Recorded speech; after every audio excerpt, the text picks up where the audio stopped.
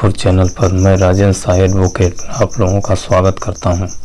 साथियों, सहारा भुगतान को लेकर ताज़ा समाचार यह है कि कलकत्ता के कुछ लोगों ने उपभोक्ता फोरम में दावा दायर किए थे कोऑपरेटिव सोसाइटी को लेकर तथा क्यूसाप से संबंधित कुछ भुगतान की पूर्ण हो चुका था जिसका भुगतान नहीं दे पा रहे थे। उपभोक्ता फोरम में गए थे तो उपभोक्ता फोरम के द्वारा जो ऑर्डर पास किया गया है उसमें जो राशि एफडी अमाउंट में लिखा है यानी जो बॉन्ड में लिखा है वो राशि तो ऑर्डर हुआ है देने के लिए, लेकिन उसके बाद वाला जो अवधि बीत चुका है उस अवधि के लिए मात्र 6% इंटरेस्ट के साथ वापस करने का आदेश दिया गया है तथा इन दोनों प्रकरणों में सेबी को भी पक्षकार बनाया गया था। जो सेबी के द्वारा यह कहा गया कि भैया इनसे हमारा कोई मतलब नहीं है, इन प्रकरणों से इस कंपनियों का हमें कोई लेना देना नहीं है सोसाइटी वगैरह से, जिससे मेरा नाम विलोपित कर दिया जाए। तो सेबी का नाम विलोपित कर दिया गया था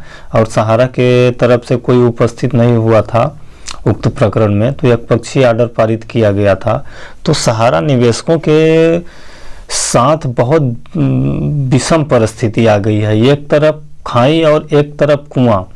अगर सहारा निवेशक न्यायालय के शरण में जाते हैं तो उनको जो अवधि खत्म हो चुकी है यानी जिस डेट से उनकी मैच्योरिटी हो गई है, मैच्योरिटी के बाद वाले अवधि का ओनली 6 से 7% एनुअल रिटर्न मिलेगा, 6 से 7% वार्षिक, जबकि सहारा लगभग 12 से 14% रिटर्न देने का वादा किया था और उसी के हिसाब से हम लोगों ने पैसा निवेश किया था और उसी के हिसाब से मैच्योरिटी भी किया है। अब मैच्योरिटी न देने में निवेशक का कोई दुख, कोई कमी तो है नहीं कि निवेशक के द्वारा कोई कमी या लापरवाही किया गया है। मैच्योरिटी नहीं देने का कारण तो मुख्य रूप से सहारा है। सहारा कई बार क्लेम वगैरह लगाने के बाद भी, कई बार गिड़गिड़ाने के बाद भी वो निवेशकों का भुगतान नहीं दे रहा है। तो जिस रेशियो से बॉन्ड में मैच्योरिटी इंटरेस्ट लिखा गया है, जिस रेशियो के हिसाब से पैसा का ब्याज सहारा देने का वादा की है, उसी रेशियो से माननीय न्यायालय को ऑर्डर करना चाहिए था। लेकिन सुप्रीम कोर्ट के गाइडलाइन है, सुप्रीम कोर्ट के गाइडलाइन के हिसाब से वो उससे अधिक ब्याज का ऑर्डर कर ही नहीं सकते, जिस बदौलत से 6% इंटरेस्ट के साथ रिटर्न करने का आदेश पारित किया गया है। खैर, ये तो दूसरी टॉपिक है, लेकिन आज का वीडियो जो हम बना रहे हैं वो मुख्य रूप से है कि सहारा सेबी सरकार भुगतान का क्या है रुझान, यानी कि ये सहारा का करंट न्यूज हम आप लोगों को बता रहे हैं। ये रुझान हम बता रहे हैं कि क्या सहारा वाकई में भुगतान करना चाहती है या नहीं चाहती है। तो हम कुछ पहलुओं पर चर्चा करेंगे जिससे ये साबित हो जाएगा कि सहारा भुगतान करना चाहती है। अब इसके लिए हम पहला टॉपिक ये लेते हैं कि जैसा कि आप सब लोगों को मालूम ही होगा कि सहारा का भुगतान विगत 4-5 सालों से काफ़ी दयनीय स्थिति आ गई है। इसके पहले तो लगभग डिले के साथ कुछ भुगतान होता था, लेकिन 4-5 सालों से भुगतान न के बराबर हुआ है लेकिन बहुत कम, बहुत माने अगर आप स्ट्रिक्टली अड़ गए थे तब आपका भुगतान हुआ है, नहीं तो नहीं हुआ है। तो इसी भुगतान को लेकर जब भुगतान लोगों का मिलना बंद हो गया, नहीं मिल पा रहा था, तो सहारा इंडिया के बहुत सारे कर्मचारी, जिसमें regional manager, sector manager, branch manager, कई बार लोगों के लड़ाई झगड़ा और झंझटों से मुक्ति पाने के लिए अपने पदों से इस्तीफा दे दिया, जिससे सहारा इंडिया में बहुत सारे पद रिक्त हो गए। तो इन पदों की रिक्ति जो हो गई थी, इन पदों की रिक्ति को पुनः पूर्ति करने के लिए नई भर्ती किया जा रहा है। सहारा के द्वारा नई भर्ती किया जा रहा है, जहां पे सेक्टर मैनेजर, रीजनल मैनेजर का पद रिक्त हो गया है, वहां पे नए नए कर्मचारी आ रहे हैं। ये पहला रुझान है।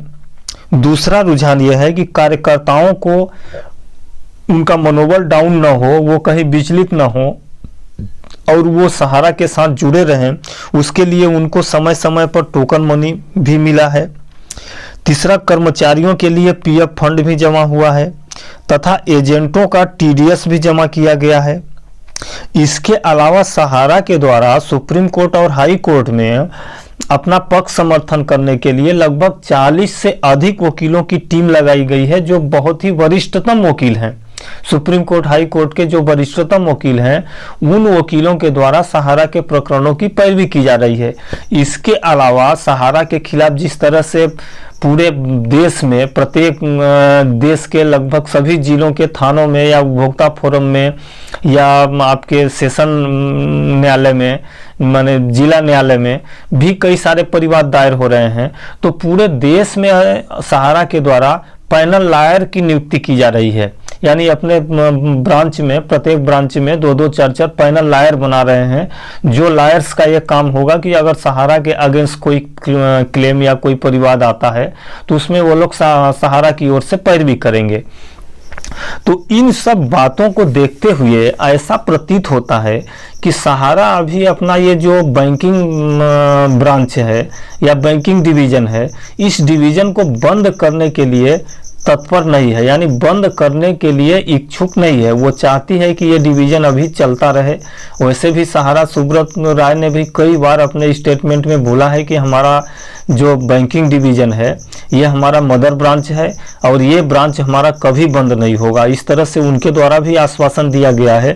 लेकिन इनके कुछ कृत्यों और कुछ कार्यों को अगर हम देखें, जैसे नए कर्मचारियों की भर्ती हो गया, टोकन मनी का देना, पीएफ का जमा होना, टीडीएस का जमा होना, अपने पैरवी में 40-50 वकीलों की टीम खड़ा करना, पूरे देश में पैनल लॉयर्स की नियुक्ति करना, ये सब हमें ये साबित करता है कि माने कहीं ना कहीं सहारा का रुझान है कि हम निवेशकों का भुगतान करें और सहारा इंडिया पुनः अपने प्लेटफॉर्म में वापस आए। जिस तरह से उसका कार्य चल रहा था उसी गति से फिर से उसका कार्य संचालित हो सके, चल सके।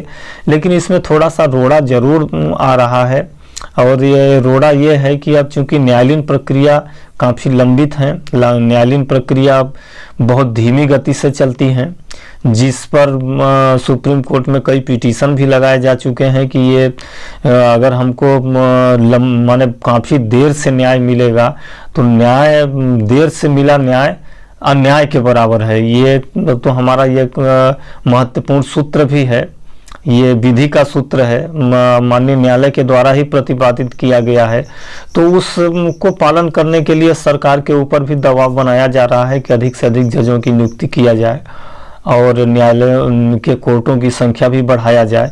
ये सिर्फ सुप्रीम कोर्ट और हाई कोर्ट की बात नहीं है, बल्कि पूरे देश के न्यायालयों में, लोअर कोर्टों में स्थिति तो ये है कि एक एक जज, एक एक मजिस्ट्रेट के पास लगभग 2-2, 250 केस एक एक दिन लिस्टेड हो जाते हैं। अब 200-250 केस अगर लिस्टेड होंगे एक जज के पास, अब वो जज किस प्रकरण में गवाही कराएगा, किस में बहस सुनेगा, किस में तर्क होगा, माने ये जजमेंट करना काफ़ी दुर्लभ प्रतीत होने लगा है, दुर्गम प्रतीत होने लगा है, जिससे इस पर सरकार को ध्यान देना चाहिए कि माने लोगों को हम त्वरित न्याय प्रदान कर सकें। इसके लिए समय सीमा निर्धारित करें, न्यायालयों की संख्या बढ़ाएं, जजों की संख्या बढ़ाएं और उनके पास लिस्टेड केसों की संख्या निश्चित किया जाए कि एक जज अच्छे ढंग से लगभग 20 केस हैंडल कर सकते हैं। 20 से अधिक केस अगर लिस्टेड होते हैं तो उसके हिसाब से नए जजों की स्थापना किया जाए।